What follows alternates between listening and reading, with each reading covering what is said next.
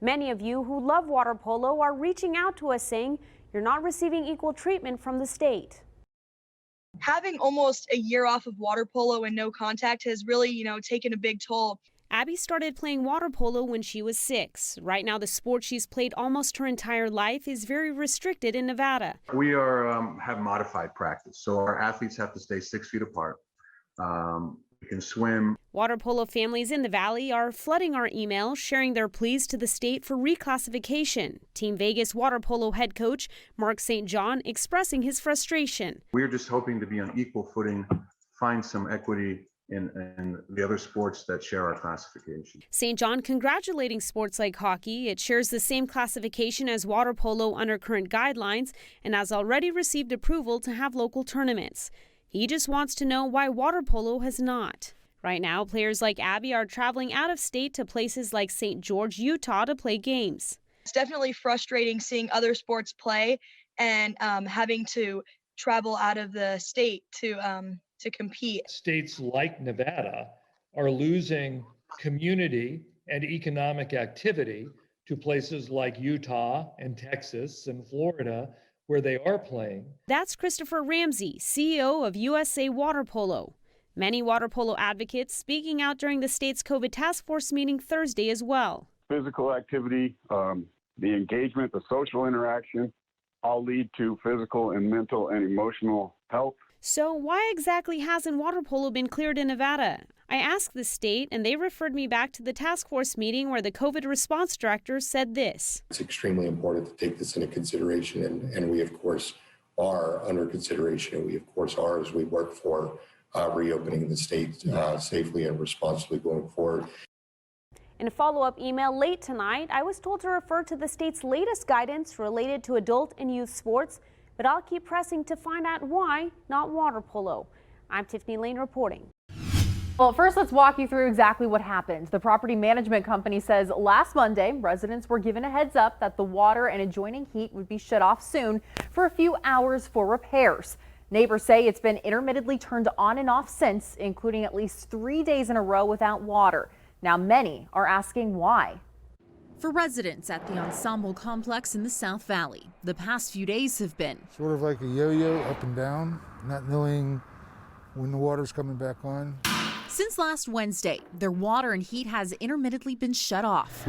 We need water, we need heat, 67-year-old Navy veteran Santo Capantari. And it's unacceptable. Even put his military skills to use. Well, you sponge bathe, like your face, your hands, what's exposed, and you try to keep it on the stove. At least you could warm up a little water. One woman, that was alarming to me, whose mother lives in the apartment, didn't want to show her face, but is still furious. It's completely unacceptable that it would take them that long for elderly people to be without water to wash their hands and flush the toilet. We wanted to know why it took so long, too. Hello, this is Lauren. After several calls, we finally heard from those in charge. Ovation Property Management declined an on-camera interview, but sent over a statement saying in part it cares deeply for their residents and explained complications from last week's weather caused what should have been a few-hour shutdown to span a week. We asked via email specifically what could be done in the future to prevent this from happening.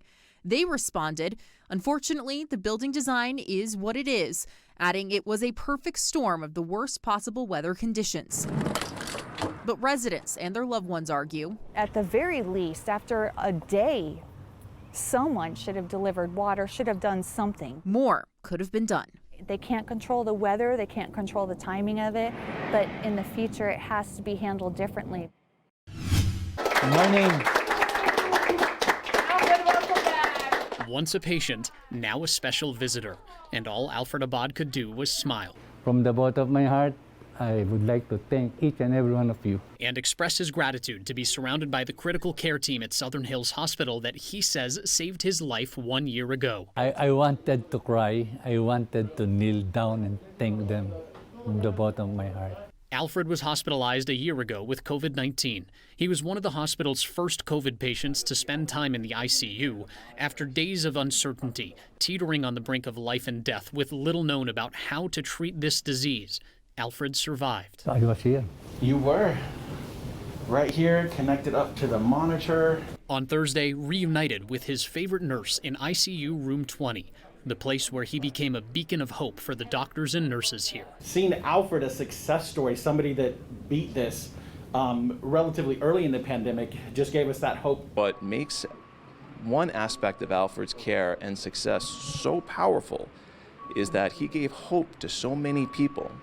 And hope really became the first medicine, the first step in us getting over COVID-19. So his desire to return to the hospital as a visitor a year later meant the world to this team. When we told the team that he was coming back today, people came in on their day off. Ever since he was wheeled out of the hospital a year ago, Alfred says he's made the most of every day. He'll continue to do so with gratitude for this medical team always in his mind. When I recovered already from my coma, he called me and he told me that, you know, there are angels watching over you. And I believe him. Because I've seen the angels. They are the nurses, the doctors of this hospital. They are angels without wings. As the pandemic continues, he hopes everyone can support his heroes by following the safety guidelines and getting the vaccine. We are winning this battle. But the war is not yet over.